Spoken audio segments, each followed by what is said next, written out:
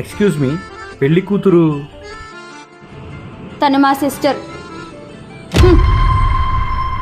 ఈ కండిషన్స్కి ఓకే అయితే తర్వాత పెళ్ళి. ఉదయాన్నే నిద్ర లెగు అని కండిషన్ పెట్టకూడదు. వీక్లీ వన్స్ పబ్బుకి తీసుకెళ్ళాలి. శాలరీ 70,000 అబోవ్ ఉండాలి.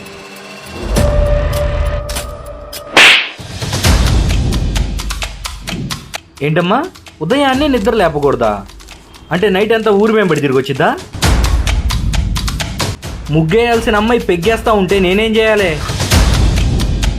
డైలీ కర్రీ పాయింట్ నుంచి కర్రీ తెచ్చుకుంటే అదేం చేస్తుంది? కేర్ హాస్పిటల్లో బెడ్ బుక్ చేసిద్దా? శాలరీ 70,000 అబోవ్ ఉండాలా?